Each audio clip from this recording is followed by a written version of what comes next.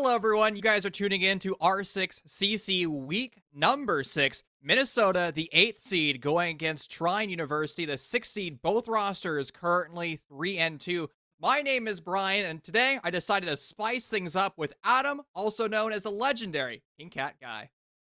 Hi, I'm back. I bet you guys missed me. Your I miss favorite. you. I miss you too. I miss you too, Chief. Your favorite collegiate hating caster is back. I'm just kidding. And I'm super excited to get into what is that? Another week of collegiate. It's my second week here, and I'm ready. I'm ready for this. If you want to recap, if you want to understand exactly what happened right before what we just got into, here's a little recap to show you exactly what we've already been through so far in collegiate this week. He lied to you. I fooled you. You're keeping me on the toes today, man. Like Who you're do you just trying to think make me you're work. talking to? I'm the master. I'm the master of deception. But we don't have that video. Not just yet. Maybe not ever. I'm sorry. It disappeared. But yeah, going into this week, we have you're gonna have to excuse me, the University of MN versus Trine. Trine Esports. It's gonna be a really exciting game here. I know Trine took a pretty notable victory against Wisconsin Red recently. So they've got a little bit of heat coming into this game here against UMN. You know, I know we started off with a little bit of troll like my silver teammates in ranked, but you know what? You know who's not going to be trolling? It's going to be Minnesota. Let's bring them up right now. Vital, Ngoon Tun, Big Socks, Crumbs, and Obi Zero. I'm terrible with names, man. They give me the hard names. I guess I'm trolling like the silver teammates. Man, costing Ela one by one. Scrubs.Holife might be my favorite on that entire. Oh, but there's two of them with a whole life tag. It's a collegiate name, man. That is beautiful, man. That is absolutely beautiful. But yeah, on the side of Trine here, we actually have to keep in mind that on University of Minnesota, there's two subs. But for Trine, you have Mars, Check, Mini, Squirrely, and Smark or Mark. It's Mark. Smark. So Trine actually did compete in the Purdue land, which is kind of, I think recently it's just been our most recent benchmark of collegiate skill. Very, very, I'd say popular land. A lot of people heard of it. Crow was casting it. I think you were, not you, Stick and Fellow were all there. But yeah, Trine were in there, minus Mars, which I mean, it's whatever. So they got a little bit of experience coming into this. They've got a little bit of collegiate, expertise coming into this, a little bit more experience. And they're up against two subs. So as theory goes, this should be quite the game for them. Adam, why do you get the easy names? I mean, I got a dude who misspelled squirrely, and then squirrely, is that even a word? That's definitely not a word. It's when you're driving race cars, you get all squirrely. All right, we're gonna go to the game. Map number 1 is gonna be Oregon Coastline and Villa. Well, what else am I gonna compare it to? I don't know, like ball sports. Like, is there a ball sport? Like, like football, basketball, tennis, Cricket's my favorite. I've never seen a game of cricket in my life. All I know is you have a wooden bat and a ball, like a t-ball, and then I don't even know if you have a t-ball. I think there's a pitching. All right, Flores, bad number 1. No surprise there, Adam, right? I mean, the king of removing deployable shields. You have this beautiful setup. You put some my pancakes, you put some Jaeger ADSs, and all of a sudden there's an explosive drone at your feet and detonating your deployable shield. You put all this hard work into your setup, and one operator dismantles it. And no surprise there, too. Thatcher falls in the exact same umbrella. You have precious utility. All of a sudden, he turns it off like a light switch. Yeah, and those are two very powerful utility-based operators. And on a map like Oregon, you can kind of tell what playstyle Minnesota might be bringing on this attack is fast, lightning pace, and kind of reliant on frags maybe, because there's a lot of utility off the board. Valk as well, no surprise. Not even just in Oregon, but probably one of the most powerful characters in the game right now. I'm not sure when that camera change is going to happen, where she can't throw cameras outside anymore. That's definitely going to be a huge hit, but even then, she's still going to be pretty good. And Mira has always been a staple of this game and a staple of the ban phase, and it's no surprise to see her there once again. Do you honestly think like other operators are going to become like more powerful in the run out meta? Like when back on the TS like a couple months ago, you could throw like one of your Mozzie drones outside, keep it out for 9 seconds, and drive it back in, and you can keep doing like that back and forth because. Let's be real, especially on like maps like Oregon, we know every single default cam for the Valkyries outside, right? Like it's ingrained at your head if you've ever played ranked. But now you can have like an Echo drone of that Mozzie kind of like jack in a box back outside. And so, I don't know, might change things up a bit. Yeah, it's definitely going to be interesting, especially because you just don't have those static cameras that we were talking about. You're going to have to be really active with it. You know, like you said, like there's going to be a lot involved in runouts, like Mozzie drones, Echo drones.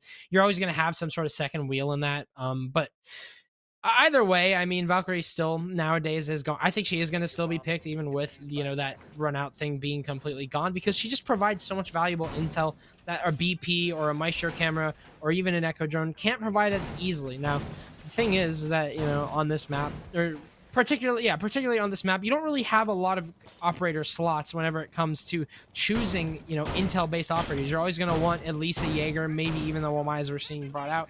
You want wall denial, you want stall, and then you want just someone that can run around and use their utility as they so please, such as Rooney. So you don't typically tend to see like any intel based characters. You just see someone bring a bulletproof, but it doesn't have a lot of mobility. It's very static, and you can only cover one position at a time. So I am definitely you got to keep in mind what might happen whenever those changes come on out. Maybe we'll see more intel based operators. Well, trying lacking in the information game right now. There's two drones down there sitting at the bottom of T2, but I actually think Squirrely's got a big brain this, right? They climb up that ladder. They weren't identified, but going back to the BP discussion, none on the side of Trine. They're electing to bring out two sets of barb. Now, Adam, I'm always a fan of those bulletproof cameras. I'm going to be honest with you. I actually think it's probably the most powerful bit of secondary gadget on the defending side. I mean, so OP, especially now that you can tase things and turn off drones. And I think we're about to see somebody's head turned off momentarily, because Squirrely is in a terrible position right now, being dealt with by multiple attackers, pinched in the corner. First flashbang goes out. It misses. How is he still alive? How is this dude not punished here? Repeat drones. Come on, guys. You got to nade him. You got to flashbang. You got to do something to push from underneath. That's going to be good enough for the kill, but man, he wasted 55 seconds. It's a lot of time, especially just for a big tower clear. Like, you still got a lot of work to do if you're on the side of Minnesota. You have to get your hard breach over to the master doorway, or sorry, into the master closet, and get rid of the utility from underneath, which is not going to be easy. It's an electroclaw. It's not a simple shoot and forget, even though it is on the floor. So that could actually get blown up if Minnesota play that correctly. But yeah, I mean, really good time wasted there from Squirrely. Loses his life with a lot of consequence on the clock, and now the rest of Minnesota are going to have to go for crunch time as they want to get themselves inside of Attic while also getting this wall, and Mini's going to contest that, but will bear no fruit. Attempted use of the Gon 6. I think with that Cade Claw actually on the middle portion, I don't think it's actually going to be able to have the explosive dish out any damage. There's Mini's shotgun dishing out plenty of terror.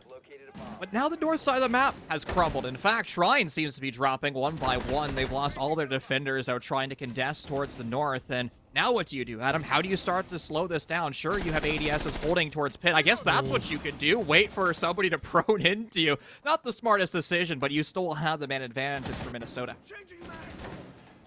You can play refrags here, right? You've only got 2 versus 4 going in your way. There is one thing that Czech has in his back pocket, and that is a C4, which can definitely be a difference maker here in the dying seconds of the round. Big Sox is going to get lit up here by Smart, who's just holding down Attic as much as he possibly can. No shield there as the Onyx clones come on in. Smart just going to have to play this with Czech here. 30 seconds remaining, and the rest of Minnesota are going to have to get a move on now. Czech swinging over from the white rotate. As you can see, the wall inside the closet going to get opened up. A swing from Czech bears himself a kill for Vital, or onto Vital rather. 3 versus 2, 19 seconds left. You're going to have to continue on your flood. You have control of one of the bomb sites. It's an opportunity to elect. You do have to be mindful, though, of that Nitro Cell being dispatched. But Big Sox, where is that diffuser? It finally goes down. And it's going to be Omni Ezio with that final kill there, swinging on forward. Great team play, though, for Minnesota.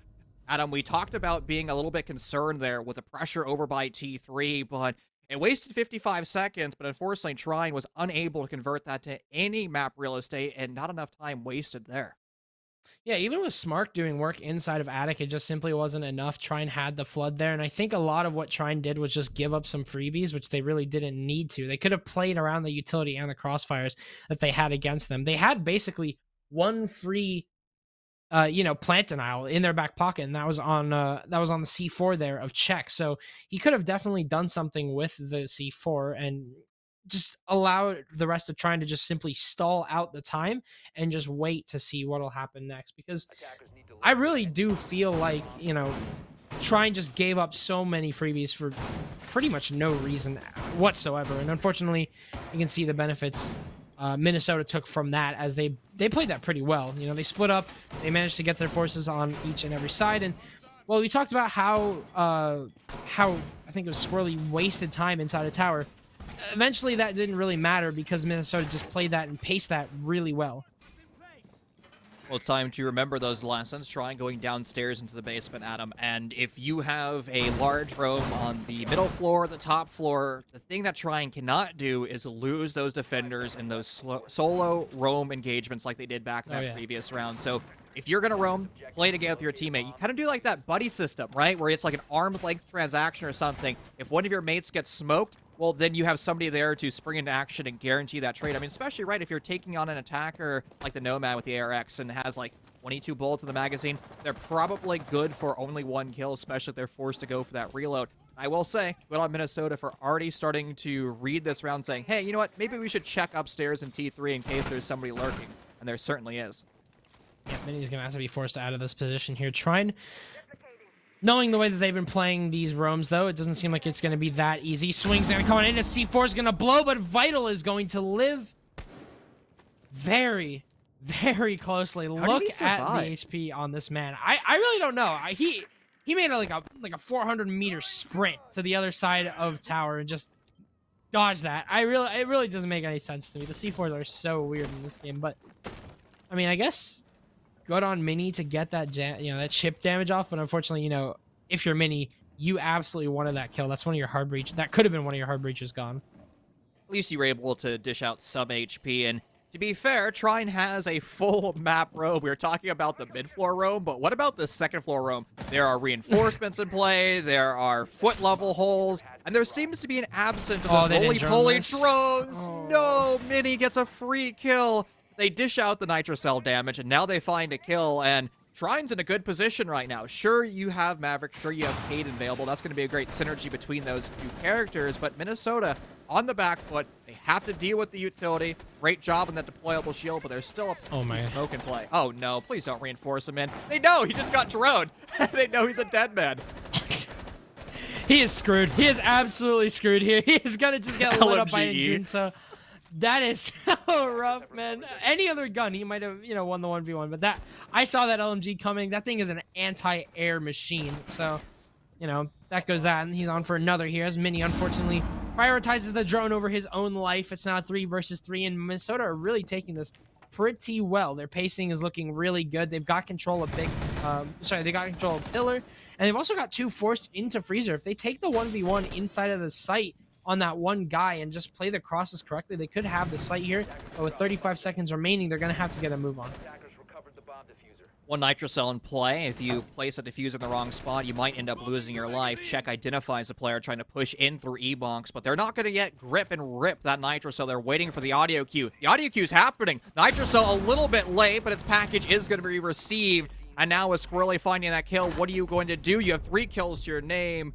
But Ingunta, unable to find another one. They were able to find entries. They've been able to find impacts, but so far in the basement, towards the end of that execute, unable to find anything. Yeah, they definitely had a lot going for them, but unfortunately that, the fact that they lost one of their hard breachers definitely kind of hurt. They, Maverick is perfectly fine.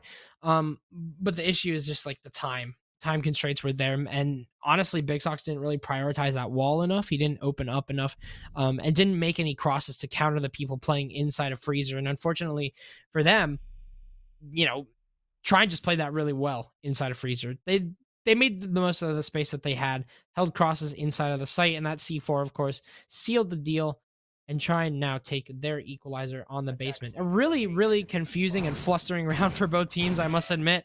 That C4 ripped there from Mini, simply not landing, and then they just missed drone T1 stairs and gave him a kill anyway. A lot happened that round. Definitely some mistakes that they're going to have to look out for moving on in this game. I mean, Adam, I don't know about you, but I always try to plant, like, deep against the cubby, right? I always hate planting the E-box door because, let's be real, everybody knows to whip the nitrous on that spot. But if you have, like, decent coverage, you can kind of just zoom past the freezer door and then hope that you plant in the right spot and hope they don't notice. And at least that's what I would have gone for. I think what we just saw from Minnesota was they had those great 2 opening kills, and then when it comes down to the execution window, they're like, surprise Pikachu, uh-oh, I don't know what to go. Like, I don't know what to do. And again, always the hardest part to execute this final few seconds of the round.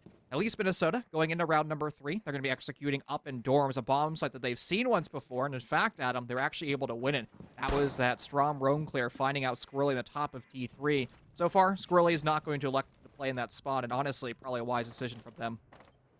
Yeah, Squirrely's playing this odd lurking position, which on Oregon can sometimes work because basement usually isn't checked whenever it is an upstairs clear, but you also have to keep in mind there's only like 3 staircases that you can work your way up on the map, and most likely 2 out of the 3 of those are going to be controlled by the attacker, and the one that remains, the white stairs, just leads back into the site. So lurking is definitely a little bit difficult on this map, and Squirrely has opted to just stick himself right inside of the basement. Now, last time around, they did not rely, Minnesota rather, did not rely on drones all that much. They kind of just air jabbed the stairs as they are doing now, and then just forgot. But the issue with that is you have no idea where Squirrely could pop in from and just maybe take a freebie or just add a lot of pressure, and most importantly, waste a bit of time. So as nice as Nomad is, as nice as she is a forget and forget operator, you got to have some sort of intel leading into that.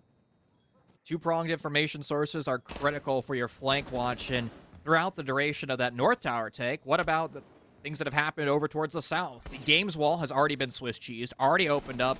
I think Mini kind of feels the pressure mounting. They can feel the pressure of Minnesota on the other side of the wall, and they're kind of in a decision. Do you continue to stay gun up close to this breach, or do you maybe fall back and leverage that utility? I don't think they're going to fall away, and in fact, they actually haven't been droned, or the Ionic clone hasn't identified them. So this actually might be a free kill. If they fall right now and push Master, it's going to be a kill in their name, and they're going to completely stop the round, because that'll be the diffuser lost, but Ngunta finds the opening kill, now 3 rounds in a row. Well, there's Squirrely coming up from main and managing to secure the kill onto the Nomad there through the hatch, so really well played to him. But Mini, he's stuck here. He has only one option, and that is death, and that's either for him or for the enemy team, because there is no way that the attackers are going to go into the site without clearing him out. He is stuck between a rock and a hard place, and is just going to use his Toxic Waves until he dies. 40 seconds remaining, and Ngunta's on for a third now as Check takes down Big Socks. 2 versus 2. Squirrely takes down Scrubs, and it's just Check and Squirrely versus Vital and Ngunta. But Ngunta is on for 4, ladies and gentlemen. Swings white and gets all 5! As Squirrely stands no chance. Ngunta, the mad lad of Minnesota, unable to be stopped. We talked about earlier, this is now their 3rd round in a row, finding the opening kill. Nasty, gnarly plays, good for the ace, and I think, my friend, the scoreboard says it all. 9 kills to their name. If you're trying, how on earth do you just stop this LMGE of terror, right? Ngunta just smells blood in the water like a great white shark, 0 fear, and just walks through corridors, walks down through attic, just takes these gunfights and makes it look so easy. Attackers need to locate and defuse bombs. Sometimes it is just that easy. Sometimes you are just that good at the game that you can just spray, pray, and just laser. All 5 players on the side. All 5 players on the side of... That's just harsh. That is horrible. I'm a caster after all. You are horrible. And a boomer. Like 27? Like, no! That's rude! I'm not on death's doorstep yet. So security welfare check looking really good right now. Anyway, you know, the thing about Minnesota is that they really haven't been playing out of the ordinary, have they, Chief? Like, this is just how you play Rainbow Six, and unfortunately, trying to just none the wiser. They're trying to just do something weird every single time. They just have a wacky play lined up, like Squirrely on some random roam, but what do you really do once Squirrely secures his kill? He's in prime position to be refragged most of the time, because, you know, that's just what happens whenever you lurk without, you know, teammates around. So what impact is he really serving if he can't really keep himself alive and waste that much time? Because he got 1 kill there, but you saw it meant absolutely nothing to the pressure coming over from tower, because, well, Minnesota were just so stacked up. They were playing really clinical, just taking their time, getting their picks inside of the site. So as much as I like to see Squirrely roaming like this, so far all the frags have been pretty impactless. So maybe, you know, a different strategy might have to come into play. Minnesota is taking map control in such a strange manner, Adam. They're kind of just all over the place. Some are in garage, some are in tower right now. Sure, they're starting to open up the attic wall, but they really don't have a lot of map control, and they're going to need to start to move faster. Sure, you have these footholds, but why isn't attic actually just being Swiss cheesed away from this Maverick? Or are they just trying to bait out this shield? I'm not sure what they're trying to focus on. The thing with Minnesota, they've been playing this loosey-goosey, fast style of execute, and now they're kind of just stalling. I mean, look at what Scrubs is doing, just hanging out on a beam. They're all stalling, but at the same time, Minnesota also do just have these rapid fire executes. I'm not sure if it is going to work out with the amount of stalling that they're doing at the moment, because they can't seem to clear this shield inside of attic. And you've got another layer to that, is Mini sitting inside of games, just waiting for the rest of Minnesota to collapse on him. And he's going to waste a lot of time here and basically be an alert for Mars to turn around and get his kills as well. All in all, Minnesota are going to have to switch up their strategy. Seems like that's exactly what they're going to do. Now, what I'm also interested is, how is Mars going to adapt to this? He's basically had attic control. He's going to keep attic control. How's he going to play this hatch here effectively with 50 seconds remaining? Trine are going to pretty much start to collapse on top of Minnesota as the first gas grenade goes out. Execute's going to come on in. Also, another interesting thing to know is Omni is over in Split, and he's the one with the case. I thought Omni was about to exploit the hole in the defense and was able to go for a plant there, but I think Trine had beautiful usage of that smoke grenades, able to deny that push. But you've now expended 2 of them, and the man of the hour once again finds the 4th opening kill. If there's a player to be felled, it's them. I mean, Ingunta, one of the standout players. Diffuser's attempting to go down, but the smoke grenade's going to tear that at him. But that was the last one used, Wow. and Ingunta once again just steps into sight whenever his teammates need him. He's on the docket for more kills. The collapse is perfect for Minnesota. You know, Adam, we were talking about how it was just looking a little bit slow there, but dispatch Ingunta and the round will just speed up. What in the heck is going on with Trine? Why are they swinging everything? I'm so confused. Minnesota, they were stalled out. Trine's defense worked. It literally worked. Everything worked there. They had the attic wall completely sealed off. They can play the hatch. They knew that someone was pushing in from Split, and that was smoked off. And then they just peeked. They gave away 2 kills, one of them over by main stairs. I believe that was the Vigil. And then one of them inside of the site. It was just so unnecessary, unfortunately. And the thing is that Minnesota have taken advantage of a mistake that Trine have made literally every single time this has happened. Minnesota, they get a freebie, and they just punch a hole in the defense. It's happened every single time to perfection on the side of Minnesota. Their executes have just been so well laid out. And of course, I mean, Nguta's on for 12. So you kind of understand what's going on here. He is, well, he's a spear in a weapon rack of sticks. He's just nutty, dude. That's what it comes down to. Adam, good news. We're going to the only bomb site that Triton has been able to win, or Trine has been able to win. And that was a close battle, right? We saw the opening kills for Minnesota, 2 for them. And, well, Minnesota, their fatal flaw is sometimes they don't monitor the clock or Father Time quite enough. And they ended up being shut down by the Nitro Cell going into that planting window. So Trine, they kind of need to remember that lesson. They need to remember how they stalled time. And the way that they were able to leverage that, Adam, was through that full map roam. A lot of times we see teams just hold meeting room. But right now, for Trine, they're literally holding every single square inch of the map. Probably the only place that they aren't is over by Small Tower. And finally, the tides have shifted. The first opening death, or opening kill from somebody that isn't Ngunta. Mini does secure his kill off the cost of a C4, but it is ace, so no longer have the luxury of 2 hard breachers. Big Socks is going to have some big socks to wear moving into this attack, because he's the only hard breacher left. And, you know, it can be rough as a Maverick main. You can't completely open up walls sometimes, because it's just that difficult to play Mav, mainly on certain bomb sites. I mean, you know, there's a few walls where it's just like, if you try and do the Mav trick that you usually can do, it doesn't work. A big example of that is Chalet. It's also just extremely difficult whenever you're stuck inside a bunker, because whenever you're in bunker, you can just have a number of hazards thrown at you through the holes that you're making, and there's not a lot of safety because you're basically stuck on the ground. There is no rappel to play, yada yada. Smoke's coming out here from Smart. He's going to delay a lot of time as he gets his shield completely blown away. The only line of defense here inside a bunker is Mini, who is swinging like this, and dying like that, as Ngunta is on for yet another. He gets his opening pick for his team and is now stuck at 13 kills. He is just tallying up a list right now. But there's still control for Trine. Look at the position that they have. They have meeting room, and that E-box hatch has yet to be opened up. And that torch against a Maverick hatch is quite cumbersome. The drop of Big Socks will confirm their demise. And all of a sudden now both hard breachers, an endangered species, but Ngunta wants to take map control. They realize the writing on the wall and they're going to say, hey, you know what? I might be able to exploit this bomb sign. They certainly do try, but they lose that gunfight. Final round of toxic gas grenades and Scrubs is now good for that kill. They have the bomb site, deep control, a flick to the head, and now full sight. Where's the plant, though? Where on earth is the diffuser? It's in Narnia because of the reinforced wall. Scrubs gets tunnel vision, unable to find that kill. Chex cleans it up, and now it's all on the flank watch.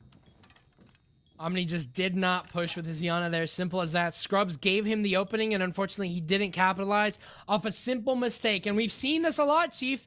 Minnesota just don't like to drone that much. And unfortunately, had they have droned bunker, they would have known that that smoke was completely long gone and that wall was completely reinforced. C4 popped here by Check. It's going to prompt a swing over to Long and give Check his kill as he flushes him out.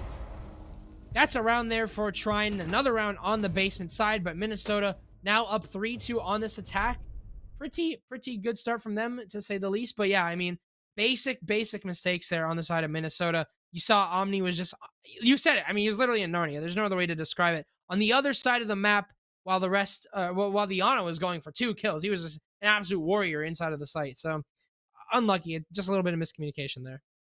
I mean, Minnesota falls to one of the greatest phobias here in Collegiate. It's going to be that drone phobia where you're just afraid of bringing out those little adorable roly-poly drones to gather information. And, you know, Adam, I actually really can't fault them. And Gunta just goes nuclear. So why would you need a drone when you could just send your LMGE downrange and just find everything? I mean, if Ngunta spots a defender, the defender dies. I mean, it's just kind of been a tale of one LMGE. Now, basement has been the kind of saving grace for the defense. Now that bomb site is locked, Adam, we will not be seeing that site unless we go into overtime here on Oregon. And honestly, the way that Minnesota is playing, the 3 rounds they have in attack, they're going to be going now to dorms for their final attacking stint. They're putting themselves in an incredibly strong position when they conclude round 6 and swap over to their defending stint.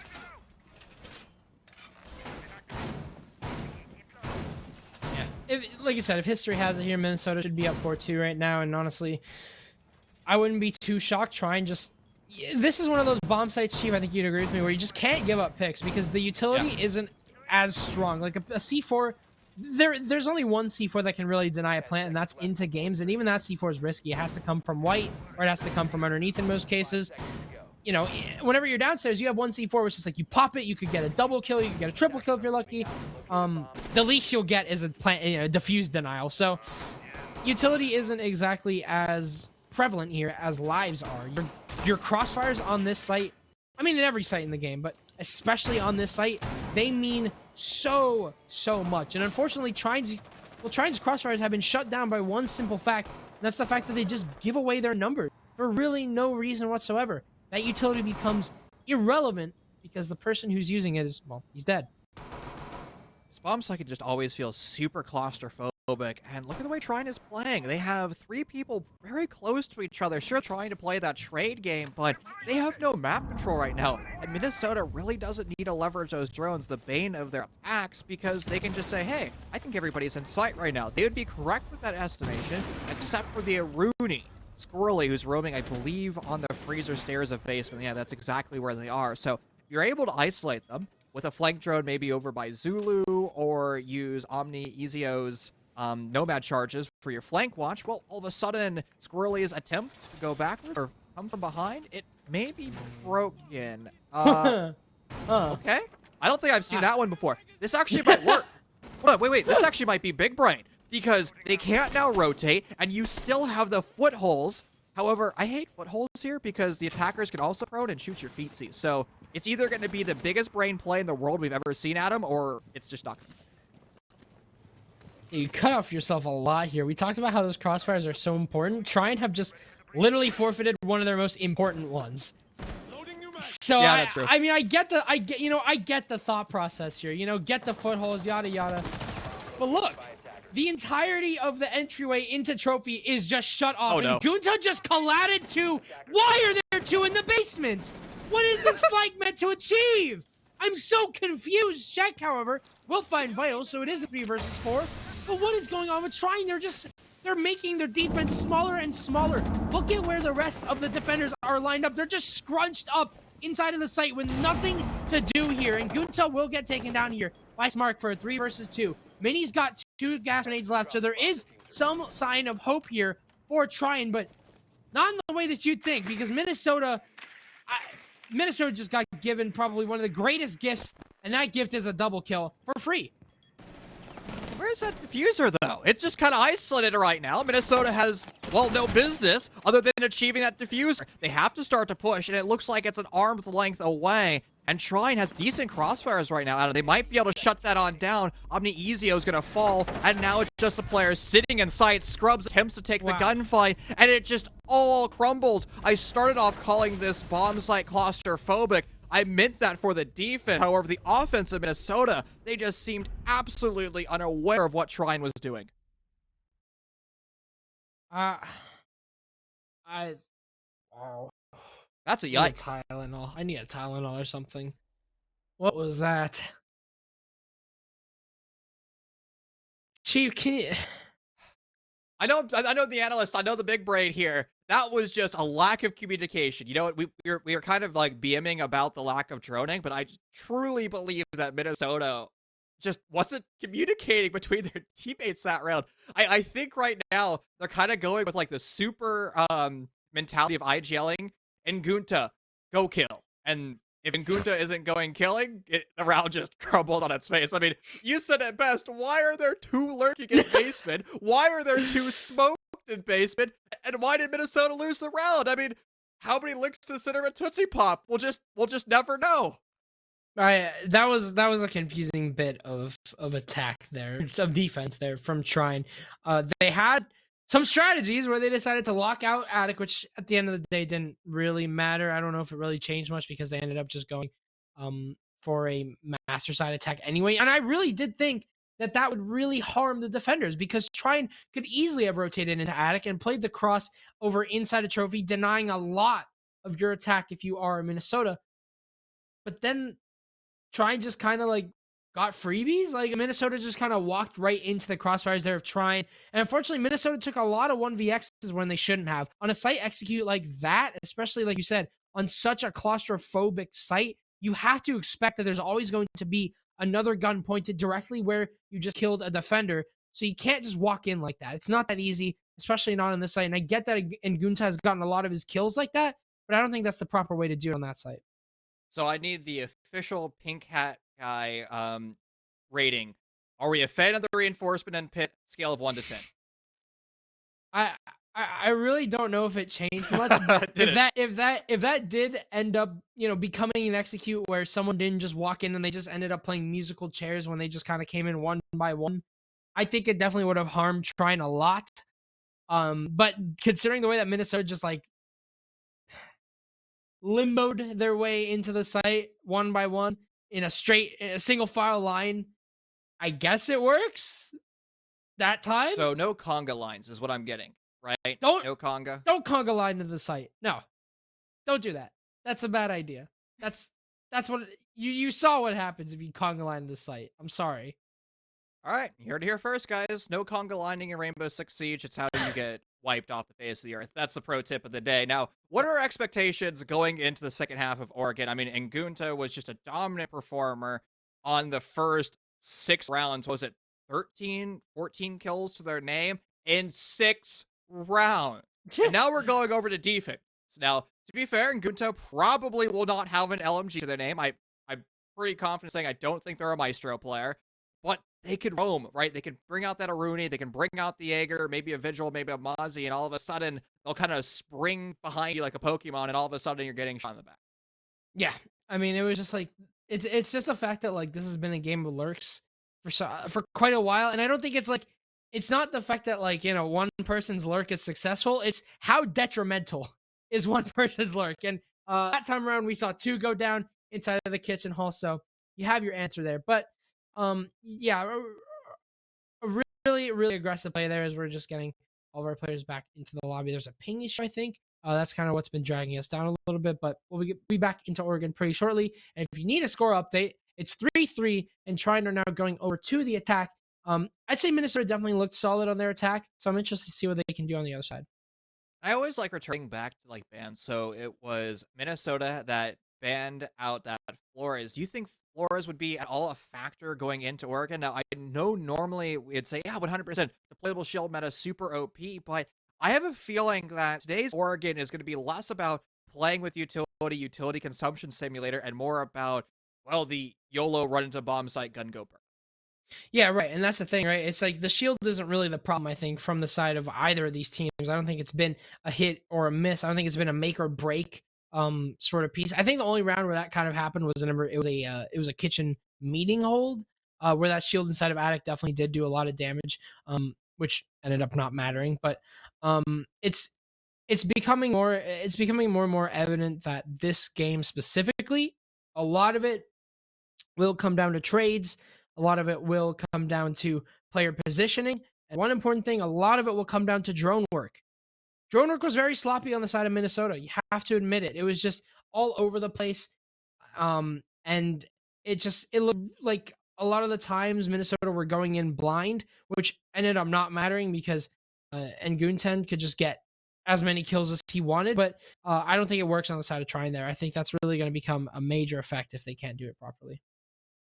And that's something that could be exploited when we go to later maps. Now, to be fair, Coastline is map number 2, and well, that's a map for clicking heads. And good news, ladies and gentlemen, the rehost has concluded. We're back here on Oregon. We've currently find ourselves 3-3 apiece. It's now Minnesota going over to defending Stint. And I'm curious to see which bomb site that we're going to go to first. Honestly, one of my favorite things to see in Collegiate is teams experimenting with their bomb site rotation, right? Kind of the default from ranked to amateur is all right, dorms first, downstairs basement, and then you pick one of the sister sites of kitchen. Man, Adam, I love when somebody like throws me through a loop and we start off like on kitchen or something. Yeah, the tertiary bomb sites on this map though just don't seem to be. I don't think they can hold up as much as the kids in the basement site, especially with the way that this game has gone. You're going to need to bring your stronger sites because honestly, it's been a lot of defaults, a lot of standard strategy from both sides. There's not a lot of unpredictability factor in this game. I think most of the unpredictability just comes with the frags and the way that some players just like to play solo, which again, it's rough. It does not work a lot of the time. And unfortunately, we've been seeing what happens whenever a solo play does work. You can see it, well, not anymore. It was on the left side of your screen, but Ngunta was dropping bombs on top of Trine, but there's also times where it didn't work. A lot of the times whenever someone were to go for an aggressive play, it was always met with a hellstorm of bullets. So got to be careful on that front. You know, I have another strategy, and it's also like the Hailstorm style strategy. It's going to be those nades. If we go back to the Siege Invitational, or the SSI, right, what was the entire play that we saw? It was nades. It was just utility flying from underneath. Now, Trine's offense, they're not going to be bringing out quite the artillery barrage. 2 sets of nades. Now you'd be saying, oh, hey, you know what? That's enough. No, for SI, it was 3. It was the Maverick, it was the Finka, and the Iona. And honestly, I think the lack of Iona in the lineup for Trine's going to be dearly felt because I can guarantee you, actually I can promise you, that Minnesota will be doing some shenanigans on the Roman. Who is that out of Narnia over by White Tower? You know what? That's a Gunta. I could already probably guess that. You don't need to know exactly who it is. That was vital. I lied. My apologies. Well, Gunta is up to some shenaniganing, if that's an actual word. It is now. As he is. Thank you. He's peeking 2 players big tower, and you can see he's punished for it. So he's gonna back up this time around, which God bless his soul. He's bringing him. Why do they have 4 impacts? That is a lot. I get that, you want to have maybe an impact trick going on, but you only have 1 C4 to work with. That's something you're going to have to keep in mind. That is your only piece of delaying utility, except for maybe the deployable shields. Great use of the impact grenade, lifeline launcher. Mars knows something is up. It's in Gunta, and they're going to now lose their life, but it's a chain reaction. One more flying on forward. Mars gets traded, And now Minnesota, and particularly Vital, can just hightail it out of that position. They have done their job with the trade, but the same thing can be also said with the impact grenade launcher. Hey, there's your impact grenades coming to good use, and you've removed now Selma's. A 2x3 configuration has detonated, but the other suite has now been lost. The wall will not be opened up unless you bring over your Maverick and actually cut that wall away with the torch. And let's be real, Adam, that's going to be the most dangerous thing to do under the sun. So right now, I think Trine's going to have to forfeit that breach and go for somewhere else. And it's starting to look like a trophy push to the door frame. This is usually what happens whenever the wall doesn't get open, although it's a tough bit. You know, it's a tough pill to swallow. That wall is super important. I'd say probably the most important part of this entire attack. So they're going to have to work a lot of this attic and just wring out as much value from that as possible. Vital is underneath, and that's something you're going to have to keep in mind. The Smart is also on Nomad, so air jabs are going to be aplenty for this Jaeger. 40 seconds remaining here, and it seems like Trine's Execute is going to start to come to fruition, but there's one key issue. As you can see it, Chief, they don't have attic control. It seems like it's going to come by force, as unfortunately the swing does not bear any fruit to either of the attackers that make their way in. The Fuser's now in the hands of Big Socks, as he claims 2 lives there. Omni has also got himself a kill of his own. Mini has to answer for all of the mistakes of his teammates, which he simply cannot. It is a defense going in the way of Minnesota to start us off on this half. An unfortunate round. It all starts off with a failure to open up the game as well. It's a failure to open up the attic wall, and it just becomes trying to steamroll their way through the bomb site, steamroll their way into map control, whether or not it's flooding in through attic, which just is their absolute pain. They get shredded. And from there, what do? You try to push in through the door frame of Trophy? Well, they get shredded there as well. There's ADSs on the door. The flashbangs didn't find their mark because they were grabbed in midair, and all of a sudden, Trine looking a bit dazed. They have no idea what to do other than hold W and shift and maybe get a Hail Mary gunfight here and there. Minnesota, a great round to play the clock, and an even better roam. And fun fact, that's now the second time that we haven't seen Ngunta find an opening kill. Yeah, unfortunately, Ngunta got smoked off of that Z Hall, but it was refragged, so, you know, that's kind of where the value comes from, and Minnesota definitely played that well. Judging by the way that they played their attacks, coordination is definitely key here for Minnesota. One thing that they couldn't get right, or kind of, you know, I'd say one of the reasons why all 3 of those rounds didn't go their way was just a failed portion of the execute, but on defense, you really don't have that execute, right? You don't have that factor where it's like, oh, we need to play something together. The only thing that really kind of comes close to that is crossfires. And a lot of that time, if you just hold your static positions properly that you have been holding throughout the entire round, that should be good enough to establish a crossfire. And it's just basic logic. On attack, some people just don't get it, but on defense, it should basically come to you naturally that you need to hold the cross with your teammate. You have to hold something and get someone's refrag. And Gunta, well, he was looking for a run out there over Big Tower, but a drone was staring him right in the face, and he's going to force himself off of that. Hey, run out on drones. Why not, man? I mean, you've removed information systems for trying. Yeah. I mean, it works. They lost 2 drones, so, I mean, it's free utility removal, right? So we always like free things, and I actually have a quick question. Does E-Box have any head holes to challenge into barrels? I would assume so. Oh, it's utility holes. This is Okay. interesting. I don't know if I've actually ever seen this. So the purpose of this is to kind of whip your smoke grenades, your impacts, or your nitro cells, whatever you want downrange, and maybe grab an attacker. There's the head holes. A little bit late, but I guess better late than never. Uh-oh, there's a problem, though. It's the Yin Candelas, but problem has been avoided as it's getting grabbed by one of the mini My Pancakes downrange. And to keep in mind that whenever Candelas get grabbed, those mini flashes do burn ADS, and you can see all the ADSs are now burnt here. Shotgun swings are coming out here, and that's another Candela burn. All the Candelas are gone, and unfortunately, it's going to prompt a misadvised swing. Well, actually, nets him his own trade. Squirrely and Big Socks each died of their own bullets.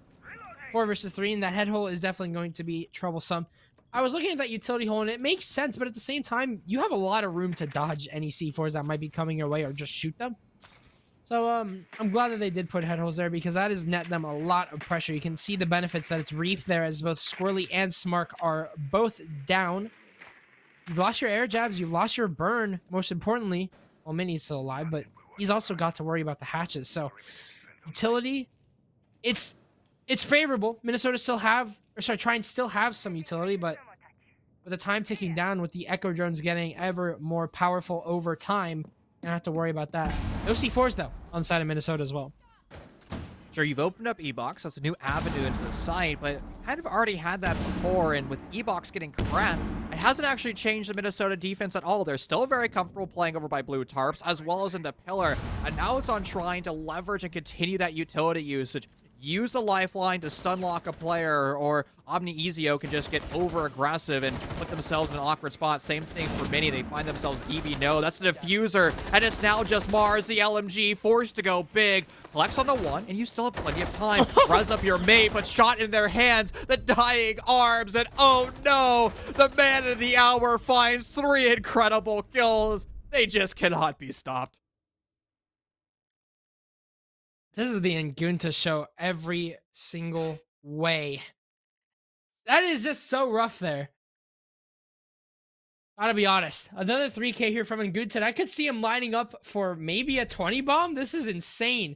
I think he's on 16 kills. I'm actually not sure how many 14 kills going into the half. So now 17.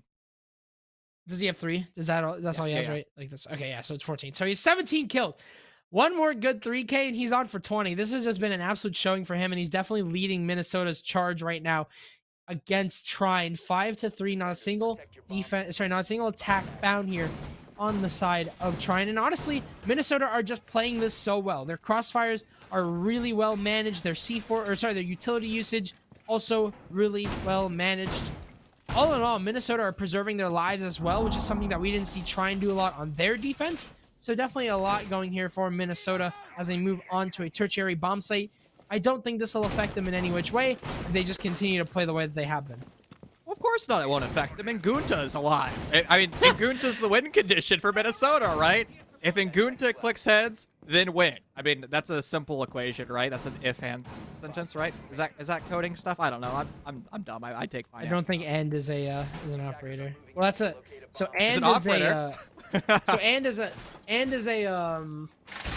it's a logic operator. So it's like saying and or, you know what I mean? Like if Yeah, blank. too smart for me. So if X is equal to Y and Z is equal to Y, then you do something. But it's not like if and. You know what I mean? Fair enough. I just All got we're saying accepted is to college for Ngunta go comp Bird. sci. Hey, proud of congrats, me? man. Yeah, I know my stuff. No, I don't. You will know your stuff at least at some point in 4 years, hopefully. That's the point of the college degree, isn't it? I'm there to party. No, I'm kidding. I'm joking. All right. Joking. Well, good news for you. You can actually party. We're going over to kitchen dining. So you can make yourself a nice, delicious meal and hopefully defend a bomb site and put yourself over to match point. Now, of course, Trine is going to stop that as much as possible. Mark gets gifted a free kill, but apparently Minnesota just wants to spring into action and just continue to fly out door frames. And sure, Ngunta loses their life, but hey, you're able to get that trade. Beautiful use of the drone. This is the Twitch drone removing that precious utility, and all of a sudden, a deployable shield over in showers is looking very bare bones. Still pressure outside, and that's going to be by the bus. And I think Trine, Adam, right now looks very scared. They've done a good job of playing the utility game. They've done a good job of trading. In fact, they own that man advantage, but they're playing, again, very far back, and I don't really see somebody stepping up to the plate to make a play. They're diving around door frames. That's going to be that F2 of Mini, but still, you haven't really opened up the wall. Now just cracked.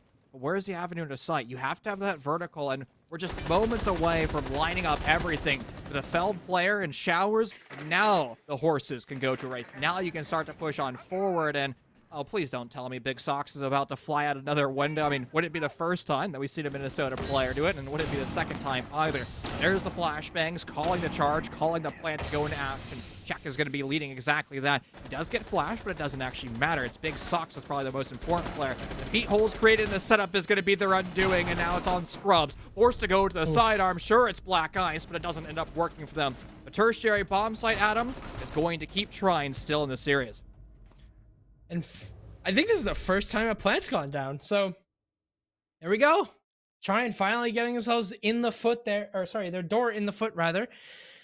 The first plant of the series, and now Minnesota are forced to kind of just take that hit. They unfortunately just could not win the tertiary bomb site that they were hoping to, and it's going to bite them in a little bit in the back if they don't win this round either, as they will go up into kids.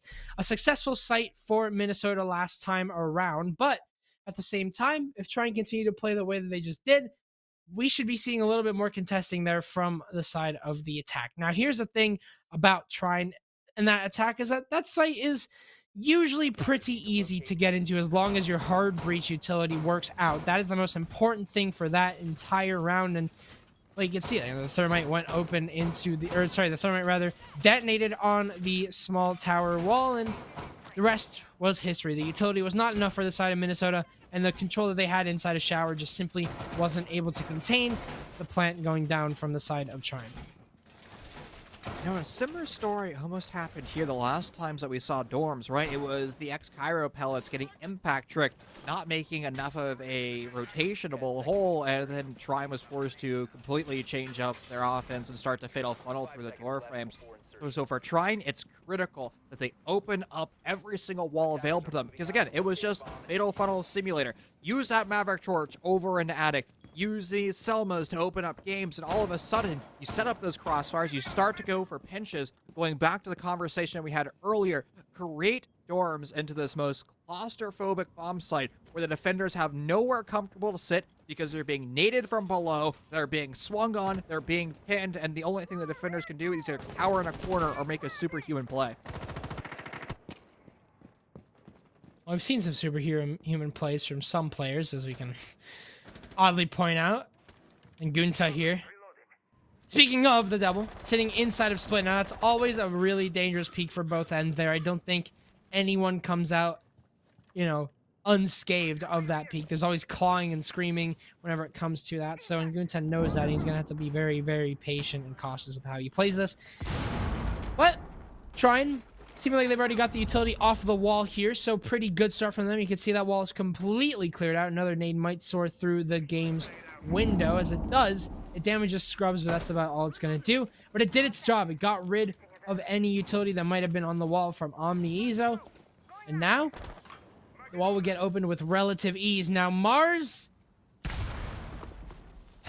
it happens. It really just happens. You fall off the roof. You fall off the roof and it just happens.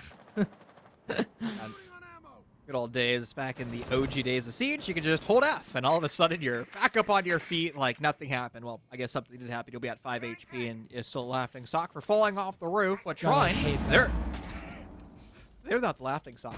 Look at the map control. Look at the objective play they have. They open up the wall. Mini almost could for the second. The crosshair placement, the ACOG angled grip was just about there, but the kick will prevent that kill. And I will say, Trine, with the man advantage, they might not actually have that HP advantage. They are relatively low health, and Mini is going to die to an impact grenade, a nitro cell, or a single bullet. They're healing, though, and that's going to be the beauty of the new rework of Finka. She now can heal all of her teammates, and with 44 seconds left, that final stim and those nanobots are being loved by the Triton offense. Mini might be low, but he is still able to secure yet another kill here onto Big Sox, and time is of essence here for Minnesota, and there's still a C4 in the hands of Omni. As long as he doesn't make an ill-advised swing, he has a freebie in his hands.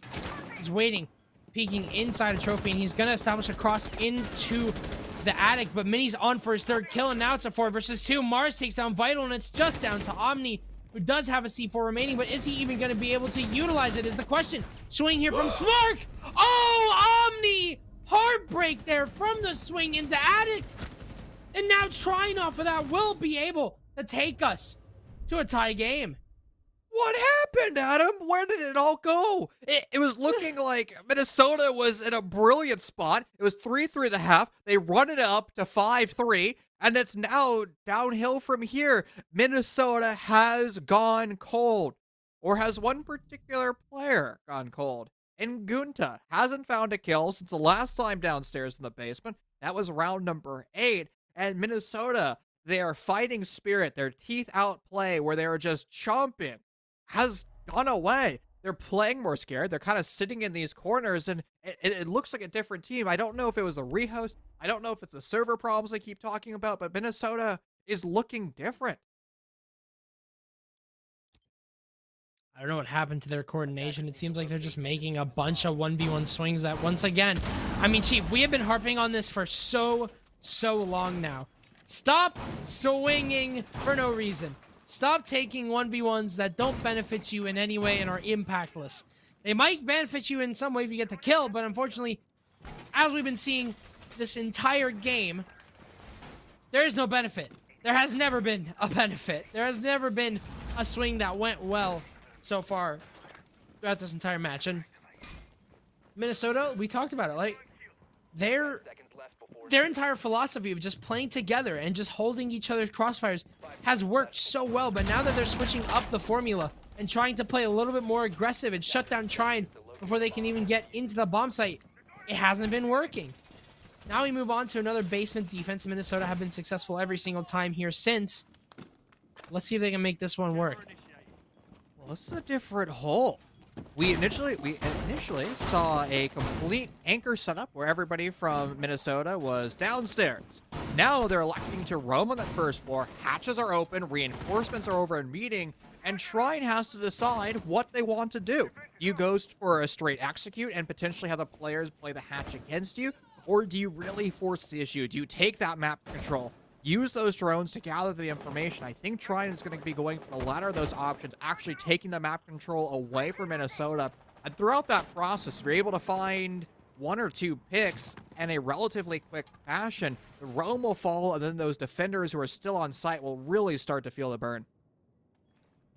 Gunta, he's been pretty aggressive, but unfortunately, as of recent, it hasn't netted him anything. He is going to spray a few bullets over by Classroom, and Mini's going to live through that. But Vital is also here inside a split.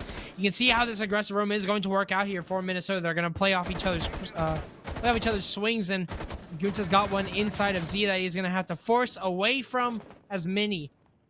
Just holding down the line on this upstairs area. But there is one thing that is keeping Trine from getting themselves inside, and that is the player sitting inside of meeting. That is Vital, and then Gunta will secure a kill, but Vital is immediately traded out.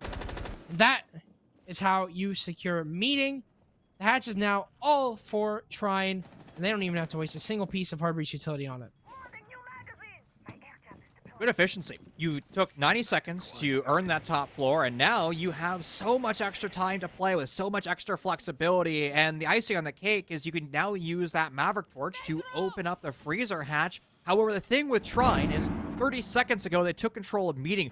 Adam, we need to start to see players rotate down a stairwell, rotate into the push, but you can't push as individuals. That's the point that you keep talking about. Both teams have been making this mistake. Now we're seeing Trine start to make a focus on the bomb site, but due to that lack of trade, they're going to now have to fight this execute with a man disadvantage, and now it's climbing worse and worse. It's Squirrely left against 4, and with their position already known in freezer, they're going to have to relocate to a different portion of the map, and that's going to be E-Box. Diffuser's down 25 seconds. You got 150 bullets between 4 players. I don't think that he has the chance, but he's definitely got enough bullets to deliver to skulls. Well, speaking of which, Omni will do just that. A Pizza Hut box right into the face of the Zofia with free day delivery, free day shipping.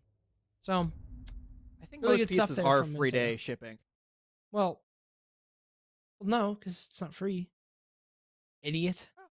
That's true. But at least it's same day shipping. That's true. That'd That's be what bad it's if not. it What is wasn't. free? Wait, what is free day? I don't know. I You kind of just tell said me. words. I said words there. That came Words out of go, nowhere. Burr. I literally just had Pizza Hut specifically, like What 2 type of seconds pizza? ago. Cheese. Like, I'm not a peppy Cheese guy. pizza? Yeah, I'm not a peppy. Not a peppy I gotta fan. say, man, why I'm a peppy guy for the most part, cheese pizza, like a solid, good cheese pizza, No, is that's what I'm saying. divine. It's Yeah. great. Attackers need Oh no, it was probably a 6 out of 10. I really didn't like it. It was, ugh. Can I give you my Hopefully. pro tip for pizza? Which yeah, actually I do. I literally have not had a good pizza in like 2 months. I need pro tips. So here's my pro tip. If you're Okay. going to be buying a large pizza and you're planning on like eating it, like reheating it for like future meals, you get cheese pizza. But if you're eating it all same day, you get pepperoni. I can understand that. I think that makes a lot of sense because, you know, the pepperoni just like pops in the microwave or whatever, and Yep. it's a mess. Well, you have to use convection oven first off. If you're heating up pizza and anything that isn't a convection oven, you're trolling. Oh, I'd burn the house down. That's a horrible idea. I don't already think you have. understand who you're talking to. to locate a bomb and I can't cook, don't worry. That's why I have to heat up. Our producer, Santa, says the air fryer. No, air fryer makes pizza kind of chemically tasting and plasticky tasting. Don't use an air fryer. Really? Air fryers are like made for everything. Like they can solve I'm world anti-air hunger. fryer. Like, My household is anti-air fryer. if we give every like government in the world an air fryer, I think world hunger would probably be solved. World peace, too. Oh boy, that's something we're gonna have to miss for a very long time, huh? Jeez. Sadly. All right, I think it's time to come back into Oregon. Let's reel it back in. It's Minnesota currently on match more air point right fryers. now. Yeah, no more air fries. You're here to hear first. Now, where is Minnesota? Well, they're upstairs right now. They're going back to dorms. Last time that we saw this bomb site, that was back in round 10, and, well, it didn't go very swimmingly for them, Adam. They ended up losing that. It was kind of a mismatched, chaotic round where Minnesota was kind of running around with their hair on fire, with them just getting shot down one by one. Yeah, we talked about those individual swings, and it's just been the point that we've been harping on literally every single map because it's just oh so important.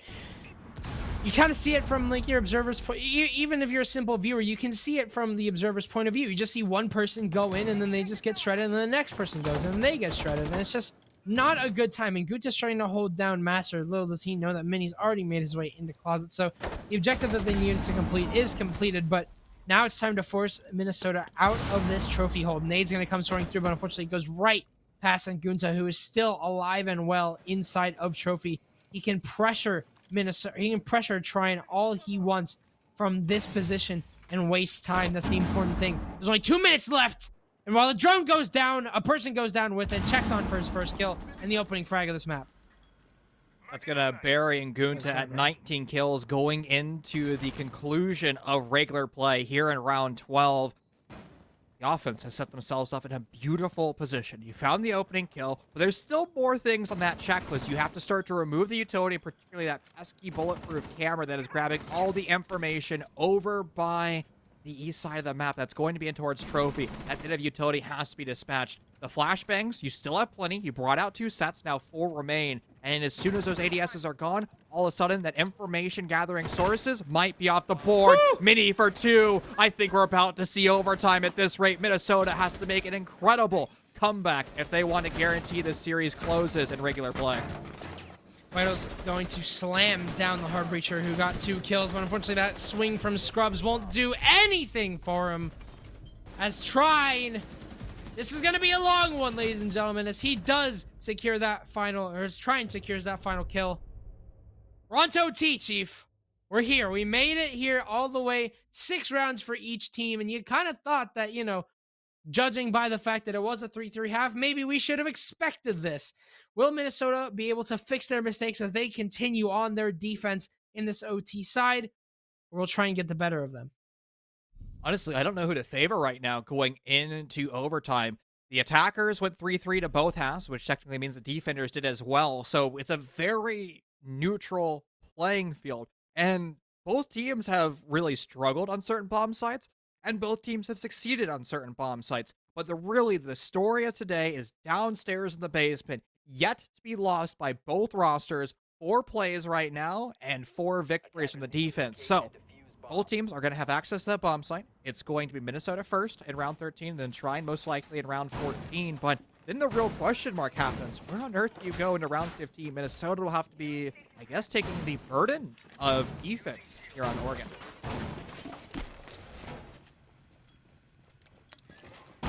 They haven't been as successful, maybe. I would say Minnesota definitely looked a little bit more coordinated whenever they were on their attack, but you know, maybe it's just a fluke. Maybe, you know, it could be. It really could, right? Like, it's the fact that, you know, you have Ngunta on that LMG just being able to spray down whoever he wants to.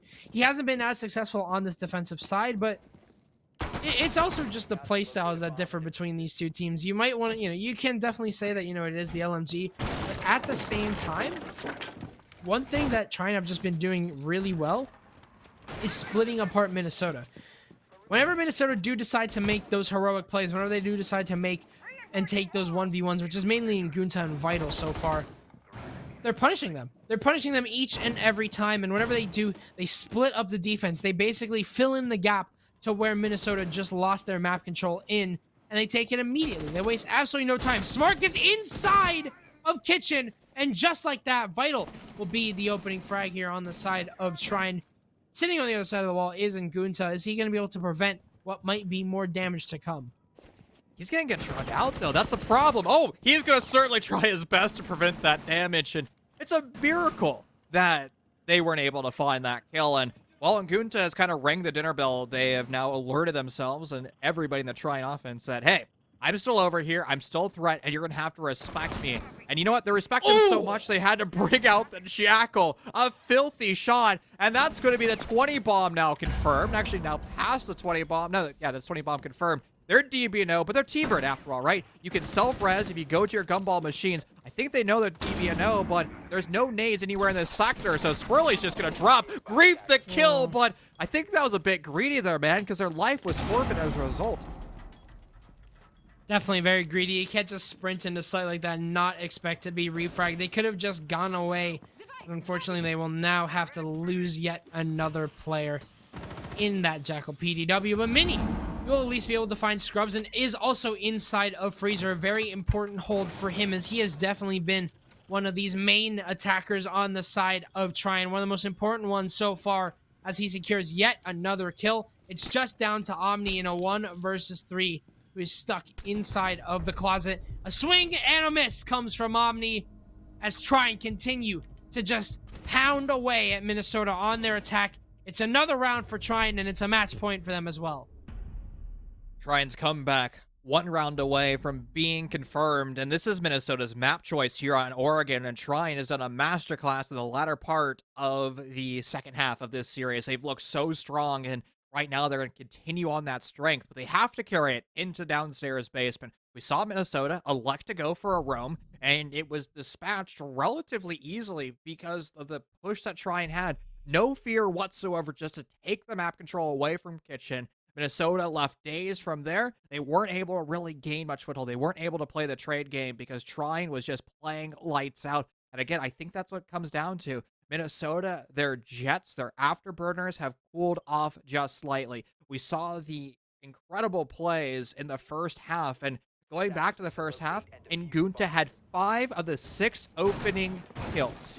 Going into round 12, Ngunta was only able to increase their opening kill count by 1. Still incredible to have half of the opening kills in a 12-round series, but it's a definite change of pace when they go from 5 to 1. Ngunta also has reached that 20 bomb mark. And you saw that shot that he hit, Chief, right? That one onto the kitchen window. That's a good 20. That's a good 20 right there. But unfortunately, it really isn't mattering in the grand scheme of things, because the rest of Minnesota are just looking really down in the dumps. And I would definitely be upset as well if I were Ngunta, who's about to drop 20 and is on the back foot by this point.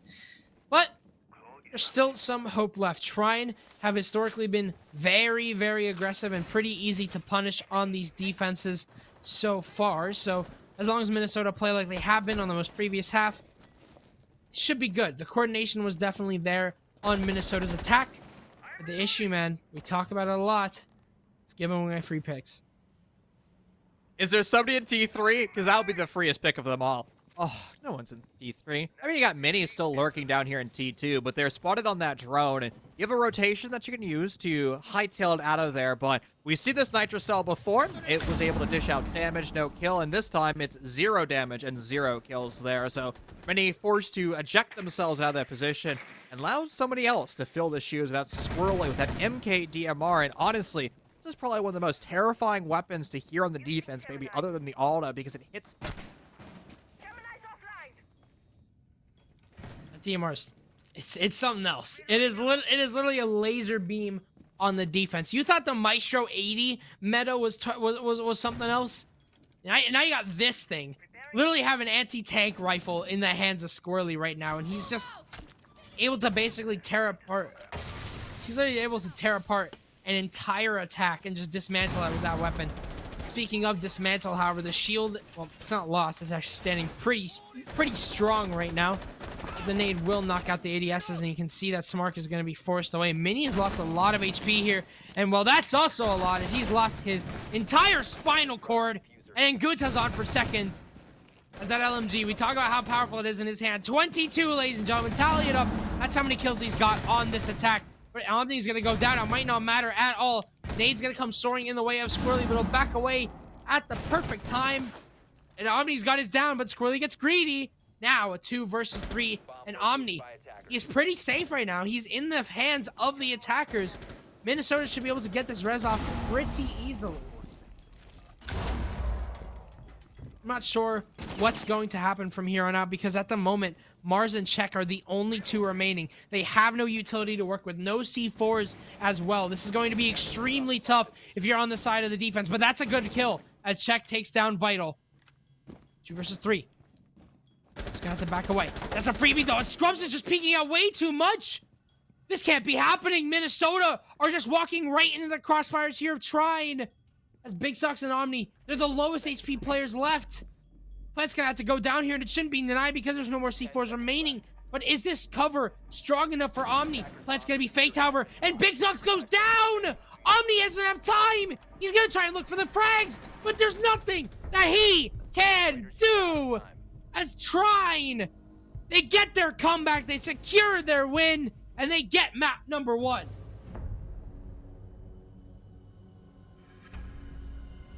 Wow. Trine on an absolute spree on this attack, or on this defense. They fixed their mistakes. They played together so well, and what a fitting way to end us off. Trine, they played that. They played that in the way that we told them to. They said, play together, play your crosses. They listened, and they listened on the most important moment of them all. They listened on overtime, and they secure Oregon. I'm so disappointed. I missed that final round. My Wi-Fi decided it wanted to jettison itself out. I mean, kind of like what happened to Minnesota at the end of that series. I mean, they were playing so well, and they just started to make mistakes, and I guess they got hit by the EMP in the end. But what a beautiful map number 1. I mean, Oregon was a star-studded performance. I mean, we all know who the MVP is. I mean, we don't even need to mention their name. I mean, Guta was just phenomenal. But that was Minnesota's map choice, Adam. And now I have some concerns, because we're going into Coastline, and who knows what that map will mean. But ladies and gentlemen, please do not go anywhere. Keep this tab open. We're back with you in 5 minutes.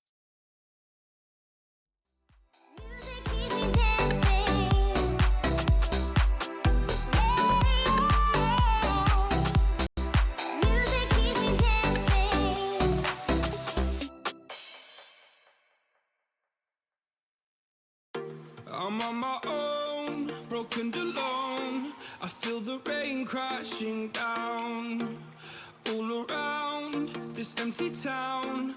I'm searching for the lost and found, but you don't care, you're unaware. Keep moving like the scars aren't even there.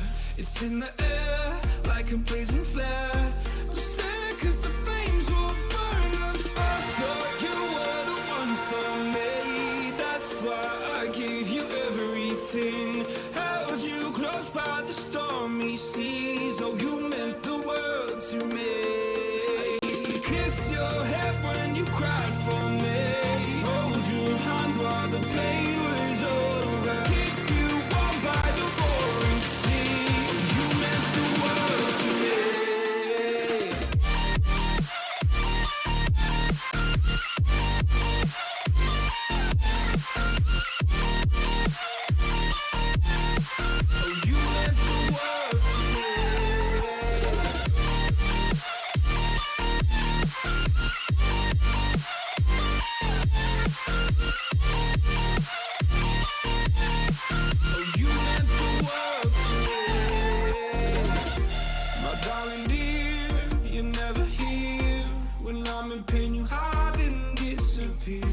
Like shadows in the atmosphere, charting the stratosphere.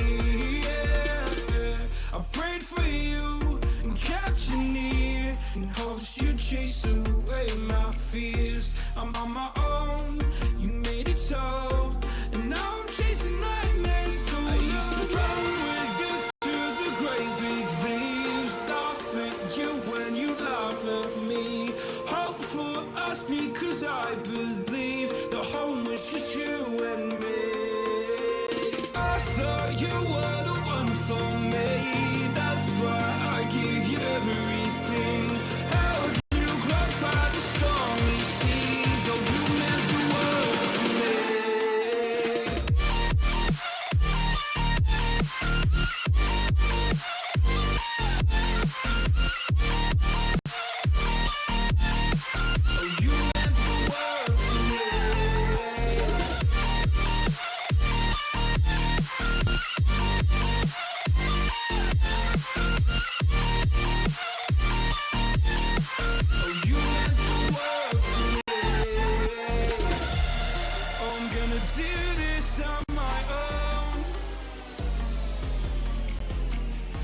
No point in blaming you, you did not know. Oh. I thought you were the one for me.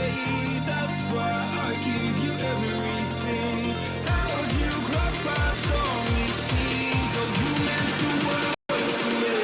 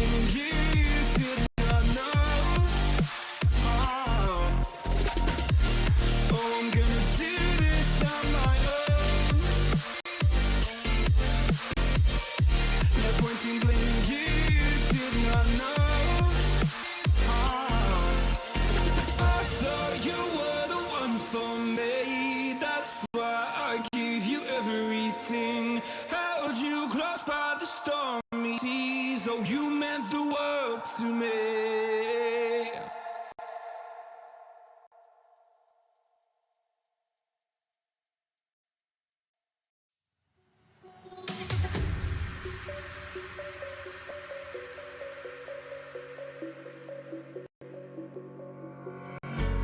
When the lights go down, I've seen hell in you, but you don't care, no, you don't care, no. You just rather watch me fall from a golden mile, cause you at the call. Think about it, ring won't tell you what I saw. When you break it off, you'll see who had it all. You had it all.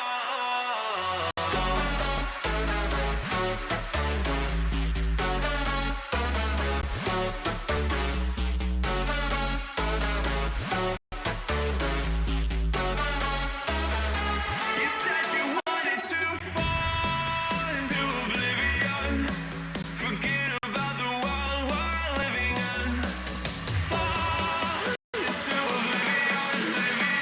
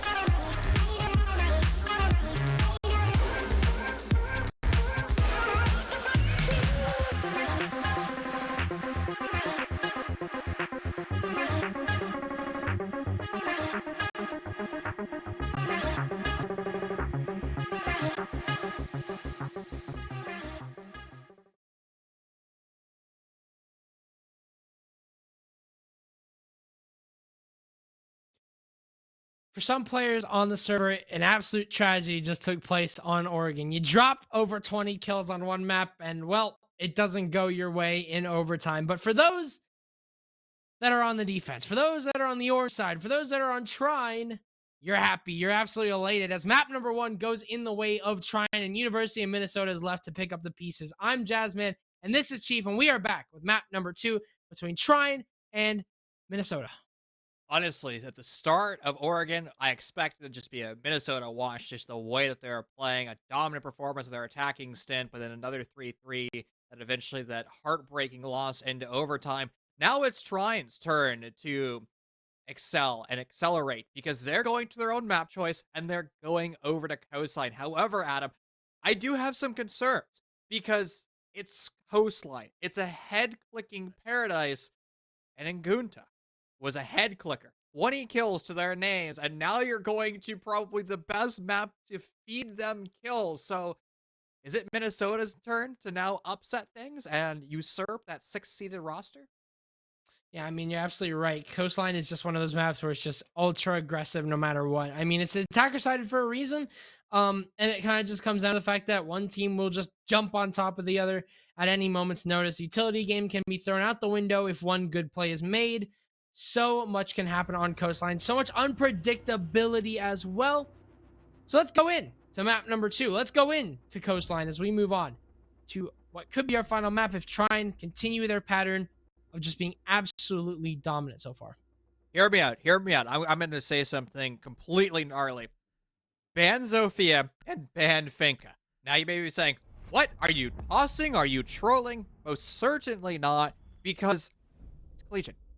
It's literally just LMG City. If you don't believe me, watch an Akron game where there'll be 3 of them. Watch any of the top 10 seeded teams in the national ecosystem, and they'll be running multiple LMGs, especially here on Coastline. However, my friend, I actually did not expect either one of these bans, at least on Coastline. I mean, Flores participates in utility, but Osa has that plexiglass shield. Now it's gone, but True. yeah, I mean, a Zofia ban isn't exactly that uncommon nowadays. The LMG is literally just that strong where you can't counter it in some instances, and especially in the hands of Ngunta. Whenever I saw Trine not banning the Zofia, it's a sign of things to come. Now, I don't know if it's going to be good things on the side of Trine if Minnesota just can, I mean, if Trine can just shut down Ngunta, maybe it won't matter. But it's not that easy. You got 150 bullets. You got a lot of fighting power there. 30 bullets for each player. You got an insane amount to work with here on the Zofia. So Ngunta's going to insta-lock that probably. And we'll just see how we go. And actually, this is a little bit different than the Zofia LMG, I must admit. Last time that I casted a Collegiate game back on Wednesday, it was St. Clair. And in particular, it was Rapid on the Amaru. Back-to-back almost aces. So they ace in round number 1, flying in through the white window. They repeated it again, and while they almost got the ace, the problem was they dished about like 90 HP damage, but one player, JM Beast, ended up shooting the guy in the back and taking the kill away. So it was almost back-to-back aces. So I know people are like, Amaru is a troll, but remember, she has an SMG-11, a Gon 6, and probably the best LMG AK or not AK AR hybrid G8 abomination. I don't know. That is an interesting pick. I get that Coastline's roofs are important, so maybe that's the mentality going into this. But unfortunately, they are going downstairs, so the roof isn't as impactful. But I don't know. I don't think I would take this over Zofia because honestly, your shield clear is only going to come down to 2 more characters, and unless Ngunta does have burn, which for some reason we can't see, unless Ngunta does have burn on his end, if he does have flashbangs, that's perfectly fine. But those shields are going to stay up for quite some time. You've got quite a bit of shields. You have 3, as a matter of fact. You have 2 go shields and a smoke shield, so you're gonna have to work with your smoke grenades as burn. Yeah, you do have burn, so it's perfectly fine. But yeah, Zofia is just really powerful and honestly quite an irreplaceable part of most lineups if you are an entry. So I'm interested to see what will happen with Ngunta now on the Amaru instead. Ngunta just used their abilities. So you spawn in with 4. Here they are. They're already on a balcony. That was fast, and I don't think Trine is going to be quite prepared for that, but Ngunta's been unable to capitalize. I do have a concern, though. and that's the fact that there is no drone in this sector of the map, so Ngunta's going to have to rely on that pure game sense. To be fair, they've had incredible game sense and even better reaction time, so I don't think that's a complete miss, but you're still better off going into a gunfight with information. I mean, Minnesota has a lot of map control relatively quickly. Again, Coastline's a tiny map, so to have almost absolute map control of a sector of a map in the first 40 seconds is unheard of. And here's Big Socks with a big scope and the Banana People optic, able to spot one behind the deployable shield, but unable to pull that trigger because that player relocates to safety just in the nick of time. Big Socks, I mean, it's not easy to challenge a shield with your class, but he's going to attempt to do so, and that is Smart sitting inside a theater holding a big part of this map that Big Socks is simply going to walk past. So the one thing that is going on here is, like, Minnesota definitely do seem like they want to get in through VIP and work their way down, and this player sitting inside a theater is a big counter to what Trine decide to do if they want to open up the wall, or sorry, the floor rather. But here's the issue: Smart is down, and so is Mini, as Big Socks secures a big kill. Wow, I'm surprised it didn't damage him. He will secure that kill inside of Trophy Dust and Gunta. Instead, that's 2 players down for the price of none, and a minute 10 remaining. You got some verticality work to do here on the side of the attack. That's a lot of time to work with, too. I was questioning that glass pick, but I would let it play out and see what actually happens with it, and so far, good for a kill. Uh-oh, and Gunta a little bit too eager to hunt down the remaining members of the defense isolated over in Kitchen, and that overextension is going to leave Ngunta dead on the ground and with no hope of getting a trade because the Minnesota offense is nowhere near. Squirrely continues on their rampage downstairs on that first floor. Full control for them over by Blue Bar, and Minnesota, when they found the first 2 opening kills over into Penthouse Theater, they've been unable to do anything with it. Very little vertical, and now you're gonna have to start to flood into sight. 22 seconds left. Diffuser's in the hands of Big Sauce. It's going to be a take in through bathroom. You can see Check is the one holding that down. He's got a shotty to work with as well. Omni going to try and challenge us over from the Kegs wall, and he is going to swing and get the kill. Quite a surprising one, but Omni is completely smoked out, and he will simply accept the fact that he is gone. Big Sox is going to be able to get the plant going down here, but it's in such an open corner, and you've got Squirrely rounding the corner, and Mars through the smoke will take down the Diffuser, who is sitting in such an unsafe corner because of the gas grenades there by the smoke player.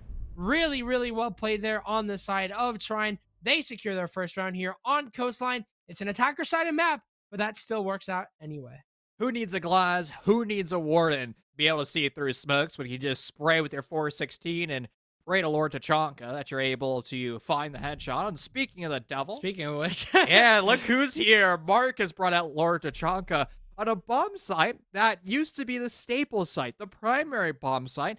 Fell out of favor of the pro players, and now, after SI, this bomb site was played quite frequently, in fact, and it's trickled its way down here to Collegiate and Amateur. And honestly, I've started to fall in love with this bomb site all over again, and for one particular reason: the ability to expand into VIP and basically play the entire top floor. And when you have Lord Tachanka, it actually makes your job that much easier because you can sit all the way back in VIP and kind of go with a CSGO style nade lineup where you kind of bank it off a few walls, and all of a sudden that Shamika launcher Firebolt is landing at the feet of a planting attack.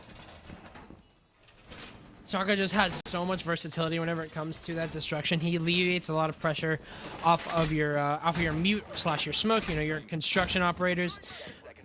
So really cool to see him brought out. I think he's one of the more creative operators that you can bring nowadays. I really love the rework, but the problem is that the LMG is just weak, right? It doesn't really do a lot of damage there, and it doesn't really affect the round all that much. The Shumika launcher can definitely do you some good if you understand your lineups, but in most cases, the only time that you'll see Tachanka be super duper effective is when he's paired with a smoke.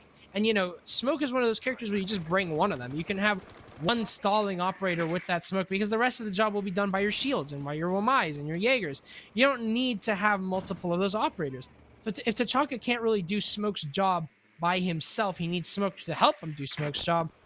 That's kind of the weak point there of Tachanka. But again, a lot of versatility with those flames, a lot of versatility with the bouncing of the grenade as well.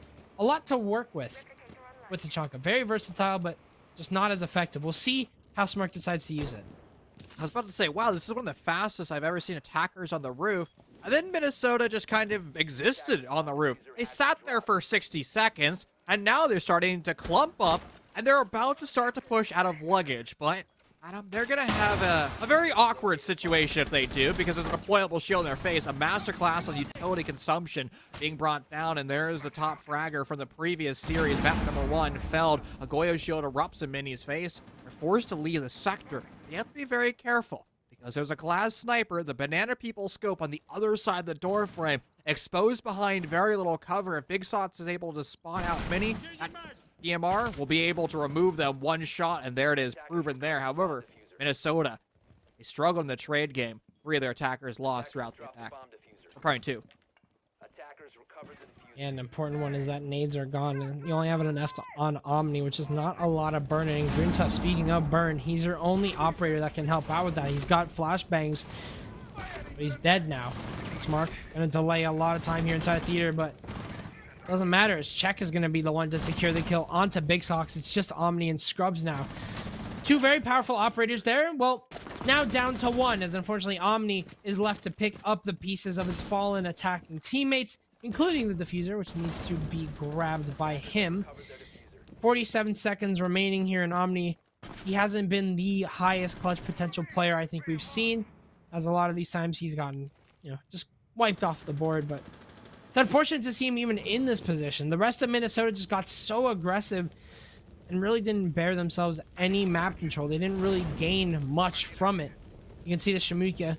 It's got one main advantage, and that's just the fact that it can stall for quite a bit of time. You can see it's doing just that, just locking Omni out of the site until eventually he decides to go for one last push, and it's going to go as expected. Wow, what a beautiful use of map setup, from deployable shields to the footholds being made by the LMG to prone defenders holding that incredible line of sight and being able to help their fellow teammates when those shields erupt. I liked how Minnesota was fast to the roof, but from there, they just kind of stacked up and existed on the server without really taking much control and playing together. They never really played the trade game, and I think that was partly because of that Shamik launcher constantly flaming them off. Yeah, the Tashanka definitely did work out that time around, and it makes sense as to why the attack that Minnesota were trying to pull off was just into narrow hallways, and that's where he shines. That's where he shines a lot, because his area of effect is not very large. The Shumika launcher can't cover too much, but multiple Shumika launchers in one really, really narrow hallway, that's effective. That is definitely effective, and it works out for them. They're going to be going over to Hookah this time around. No Tachanka, except check on smoke. I mean, yeah, this is quite the start here for Trine. Definitely one that you're going to want to see, because their defensive wins haven't just been wins. It's been prowess so far around this map. Trine are just unstoppable at the moment, and I think it really comes down to the fact that their utility usage is really effective at isolating off a lot of Minnesota's attackers and also stalling out a lot of time.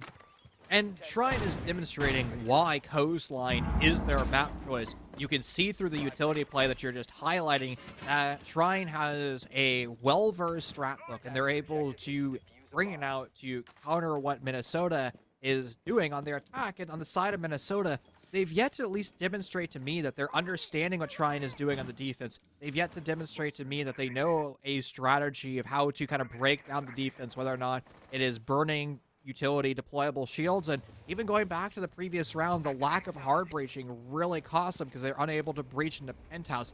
Now that will be addressed. Ace is in play, and I know a lot of people don't like bringing hard breachers on Coastline, but with the introduction of pocket thermite charges on players like Buck or Zero, you do actually have a lot of flexibility to bring out hard breach gadgets. Plus, the AK-12 and even Habana's Type are incredibly good guns, so even if you want to run around the map and click heads, it's still a viable option too. C4 blown across the map, unfortunately won't net anything, as first E1D is going to come on out here from Omnizo, but it's going to allow Gun to just get himself inside of luggage. Speaking of Omni, he's going to be lit up, but he takes down Mini, not before getting refragged. And most importantly, Squirrely has retaken VIP, but this could be lasting more than 10 seconds as he's stuck in a reload, and he's got 2 people sitting in the room with him. And unfortunately, the F2 does beat out the P10. And Vital takes down Mars. 3 free kills given here to Minnesota. I'd say free, but then again, it is a 3 versus 2. Now is Big Sox and Omni both down. The rest of Minnesota now just going to have to make a push off this. And Gunta as well, sitting inside of Aqua. He wants to get into the site. He doesn't have the diffuser, but this is a lot of space that he can make from here with the G8 and with the 2X especially. Check peeking also into VIP. Scrubs has a very important cross the hole, and if he loses this round, it could be pretty detrimental here for trying. Rather for Minnesota. Foolproof camera providing a lot of information that there's a pesky attacker in the bomb snipe. The SMG-11 pretty easily dispatches that. And Minnesota now spread out once again. That could have been a nade from underneath. That's actually a nade just being vaulted over the wall, but it doesn't actually quite find its mark. Minnesota's still very far away, and right now I have a concern that it's going to be a lack of a trade and a lack of information. You still have 2 drones. One's currently on the flank, but look at the way that Trine is playing right now. They're close enough to each other to go for a trade, and they're also close enough to be able to hear that diffuser going down. The last line of defense, a toxic gas grenades go down. Scrubs loses their life, and now the 2 players left on the defense are able to put all their gun barrels over towards Aqua, and as that smoke starts to dissipate, it's a nade to return. The plant goes down, but where is Trine this round? There they are. Checks kills, finds another kill, and what a beautiful round. That's a flawless sweep. 3-3, or probably 3-0. That was crazy. What a round of applause there to that clutch from the rest of Trine that was remaining. That sounded so suspicious. That was great. Get your Smart mind and out of the Check gutter, man. You wanted a round of applause. That was not a round of applause. I was going in a circle. I was a peanut gallery. Yeah.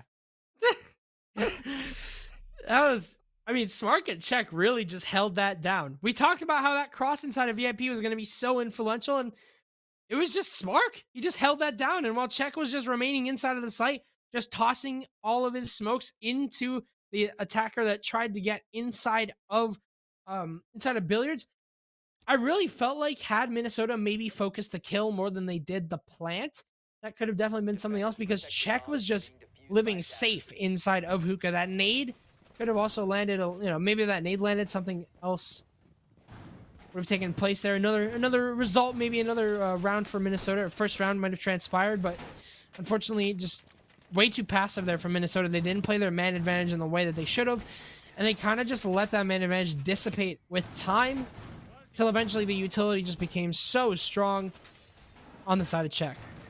And that same story can be applied going into round number 4 here in Kitchen, because utility is going to be critical. Cracking open the bomb site is probably going to be even more important, because the only way to crack the site is to take control of VIP. We saw Ace in the previous round, but look who's not on the side of Minnesota. I do not see a single Ace whatsoever. And also, I can't help but point out, look who doesn't have a kill on the side of Minnesota. The player that dropped a 20 bomb. And Gunta, the standout performer from map number 1, has been struggling to find their impact. Adam, we have to return back to what we were talking about back on Oregon. It was 5 opening kills doing Gunta's name to the half of Oregon. So 5 out of the 6 rounds, they found the opening kill. When they were unable to produce those opening kills, Minnesota started to crumble. And I have a suspicion that the storyline might be here again. Talked about that Lurks, Chief, didn't we? We talked about that a lot on Oregon. It's just being at some random part of the map and holding it down. It doesn't constitute map control. It doesn't really give you anything, does it? It's just a player sitting in some random corner of the map, hoping that they can make a play happen. And I'm hoping that Trine don't apply that same philosophy here. You can see that right now Squirrely is sitting inside a main lobby, but he's not really doing much in the benefit of the upstairs attack. That's where Minnesota are right now. Mini! Oh, what is that from Scrubs? He's just so unsafe, and Mini was just in the perfect spot. That is so unfortunate. As the Goyo shield gets cleared here, Smart is still safe and alive, but that's the most important part. The Goyo shield is cleared, and Minnesota just dropped the hatch. And Gutu decided that he wanted to just drop, and well, I guess I'll eat my own words as Squirrely proves to be useful inside a main lobby. Why the hatch drop, I have no idea, and the site is taken by Minnesota, but what does it matter? The diffuser is not in the hands of the attacker. Why is it raining bodies right now on the side of Minnesota, on either side? What is happening? Why are so many people falling from high? What's with the Jeff Hardys all around here, flying from high places? All right, I think it's time for Minnesota to put on their thinking caps and find a way to come back in this round. And Assyria Gate blocks the diffuser, so Amnezio is going to have to burn one of the most precious, that's not a word, precious bits of utility. Those nades. Now, you still have one more in pocket, but you'd be better off keeping those 2 nades there to be able to isolate those defenders on site. Here kind of goes a random nade. It's a little bit haphazard. Addresses the deployable shield, but bad news there, Adam. There's nobody on the side of trying anywhere near that shield because they're trying to play these very off angles. The pre-fire that's here doesn't identify anything in the corner, and it's a cheeky prone angle as Check once again is able to find the last kill in the round, and that's 4 in a row. Tryon looking unstoppable right now on this defensive side, and that entire attack was just so confusing. I wanted to go back and say, I'm not sure what the Iruni was doing inside of main lobby because, to be honest, if my hindsight's 2020, I don't really think she had much of a reason to be there. Just sitting inside of main lobby and just waiting, and then all of a sudden, and Gunta just runs around theater, drops the hatch to try and kill the person inside, and then he just dies out, and then everyone just starts falling from high places, and then Tryon just gets their frags. Their crossfires are well established, and they work out with that. But what the heck was that? That was just so unorganized. $20. It was to drop the impact through the floor or drop a nade through the floor. Like that's probably what it was designed to do. Like, aha! I have a big brain. I'm just gonna shoot through the floor with my utility. But you forget about droning. Zofia, I mean, Gunta just started spraying through the floor. I mean, you have 150 bullets. Why not spray through the floor? I mean, guess, yeah. If you're gonna spray through the floor with any gun, it's probably Tachanka's one of them is LMG. bound to land, right? Yeah, the LMGE in the ACS-12 is probably the best guns to do so. So you have one of the best guns. So why not attempt it? Or I don't know. Hear me out. Play utility. That's a big brain. I mean, yeah. Utility usage has been pretty good here from Tryon all in all, so not very surprised that maybe it is just the little advantage that you have to take. The utility has been really good, and I mean, Chief, it's just shocking to me that we're seeing such good utility usage and such a massive lead on the defense, and, well, I think what just happened is we just got our point proven correct. It's weird. Oh, that was a pre-placed as well. So you're on the default cam, and you just get the free kill. I mean, those are just so easy to set up. You just got to be ready for them. And even if it's a pre-place, when your drone drives over it, you can hear the boop, boop, boop of the drone, or the nitro. So you should be able to call your entry and say, hey, I think there's some weird shenanigans going on with the nitro cell. Now, I have a concern. It's not the fact that Ash has lost her life, and you're going to need those Ash charges to break down the deployable shields. It's where is your hard breacher? Sure, you have a Maverick in play, and it's going to be nice to slice and dice some holes through this wall, but I don't think this is the ideal operator because Mars isn't being forced away. They can just sit back in this corner behind this island, safe and sound in the cubby, and will not really feel the pressure. Whip nades back and forth, why don't you? But there's also my pancakes in play. What? That, you know he's in the corner! What the I am not sure what that was all about there, but Vital at least gets a refrag. He's gonna look for a frag right onto Mini, but I mean, there's utility all over. Minnesota, we talked about their drone work, Chief. That's not even drone work. That's just using your eyes and your common knowledge. Nice nade there from Omni. He will take down Mini. It's a 3 versus 3. But there's a player sitting inside a base. I'm not sure if they know this. Squirrely's gonna swing, but it won't matter. Smark is the one that can secure that kill. Vital and Big Sox remain in a 1 or 2 versus 3, and the site does have an opening into it, so a plant can go down. But if you'll notice, Chief, there is one more C4 remaining, and Check has that primed and ready. Thrown over the bed, but it's shot there by Vital. Ironically enough, a very Vital play there, and it's going to be swing from Check. Unfortunately, the rotate from Vital isn't going to work out, and Check runs out of bullets. The swing in from Smark doesn't work either. Big Sox is on to 1 versus 1. It's just Squirrely left alive, and he's got half HP, but at the same time, He's got diffuser to plant as well. 19 seconds remaining. Plant's gonna start to go down here. Squirrely has nothing to deny it but his gun. He's gonna have to swing here onto Big Sox if he wants to deny this plant, which he's not gonna do just yet. Big Sox will get off of it, but he can't do it. A crucial round that could have gone in the way of Minnesota is gonna be handed right back to Trine. It was almost a throw and a throw. Minnesota completely demolishes all hope that they have in the round, but they have a glimmer of hope, the ability to go for the plant. They see the avenue. They almost have the coverage. And the defense completely crumbles there. A 1v3 turned into a 1v1 like the snap of a finger, and all of a sudden, Big Sox, a player for Minnesota, has the ability to win the round and find Minnesota their first victory, redeem themselves for the mistakes that they were making earlier. But no, sadly, Adam, it doesn't go their direction. Big Sox was, well, I guess they broke the cardinal rule. Pros don't fake, and unfortunately, they find themselves in one of the worst positions to be in. An incredible play from the defense, but honestly shouldn't have gone that distance. Go back to the drawing board for Minnesota. It's critical that you win this next round. Win round number 6. Again, I hate to use Pro League statistics, but in SI, this map had a 41% defending win rate. The lowest out of all 7 maps. And Trine at the moment has just been making all of that look like a joke because they are up 5-0. Minnesota, you're absolutely right, Chief.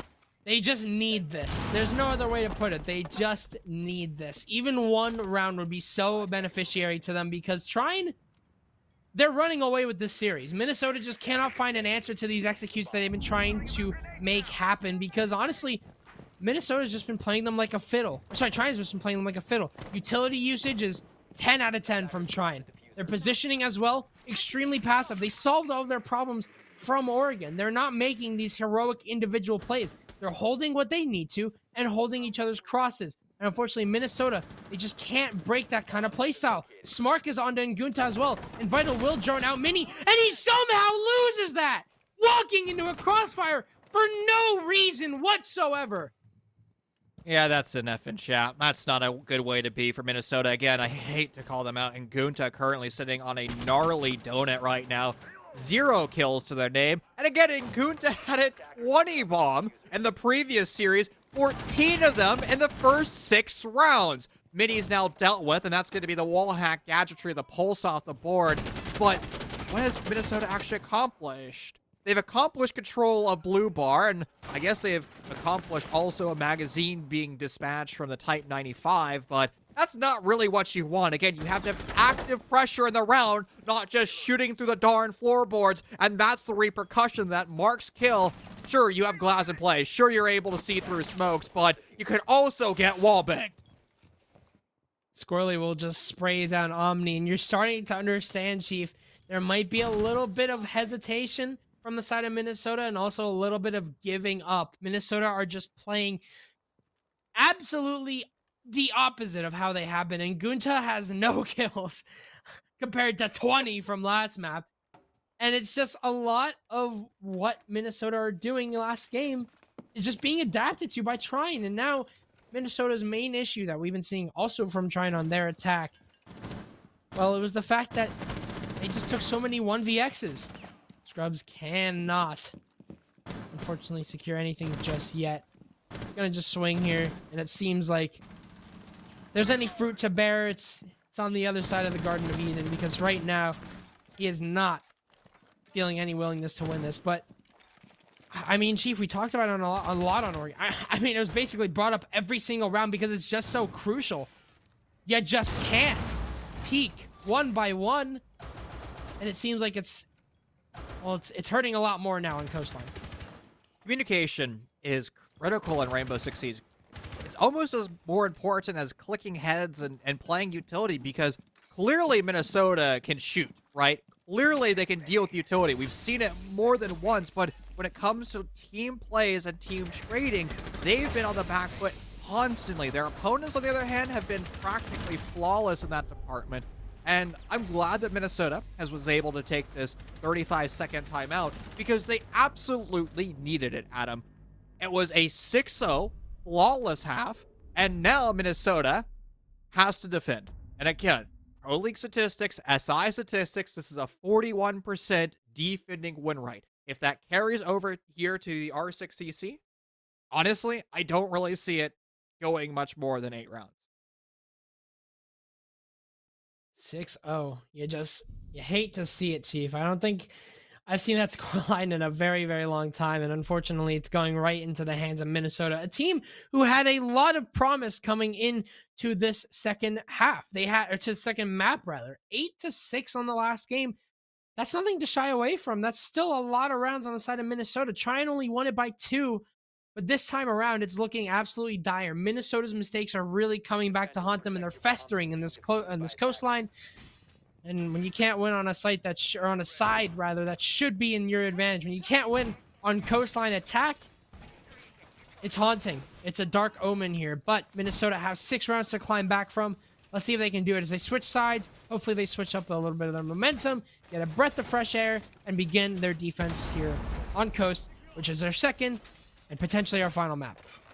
Look at the Minnesota defending lineup. It's almost like a pug stack at this point, right? You got a Malusi who's good at clicking heads. You got a Bandit who's good at clicking heads. You got a Rooney who's good at clicking heads. I mean, you got Warden. I mean, you got it all, right? You got everybody who you'd queue in a ranked game if you're on your Smurf account and you're ready to run out a window, fly out a window, and take gunfights. So at least that's demonstrating to me that Minnesota is here to play and they're not ready to give up. They're going to take the fight as many times as possible. And there it is, demonstrated in big window. Sure, you didn't find the kill, but at least you're still fighting tooth and nail, and they are not out of this series. Sure, you're on match point, but you're going to fight every ounce of the map.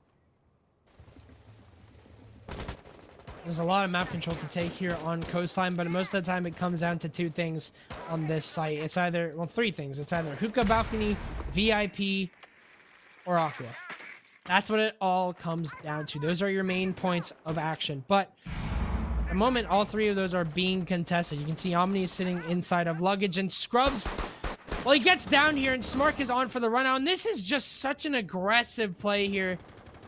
You got to know that you're just going to get refragged. It's just all players on the side of Minnesota falling in. It looks like we might be having to wrap it up a little early here, Chief, as 6-0 on the favor of Trine, and 3 players are dead, including a C4 gone. Not only on Big Sox, or no, he might have brought a shield. Mainly on Scrubs. Amnesio spotted out. One of the 2 players left alive. The drones continue to pester them. And now forced down to white stairs. Again, this is a hookah defense on the first floor, and Omni-Ezo is not somebody with a nitro cell. They brought out a deployable shield, so that's not going to help you unless you start to shoot through the floorboards. And to be fair, we see Minnesota do that more than once today. Omni-Ezo, the last one left. All hopes of week number 6 rides on one player. Minnesota, they don't want to go out of this a 7-0, but they're on the threshold of doing exactly that. Omni-Ezo's rotation has yet to be identified, though. So there's a saving grace there if you're a Minnesota fan, but a player on the other side of the door, and it's all they wrote. A 7-0, an incredibly dominant performance. It all goes wrong on coastline. 7-0. You can't write a story like that. You just can't. Trine, they had the comeback going on Oregon. They had a little scratching and clawing fest, a war on that map.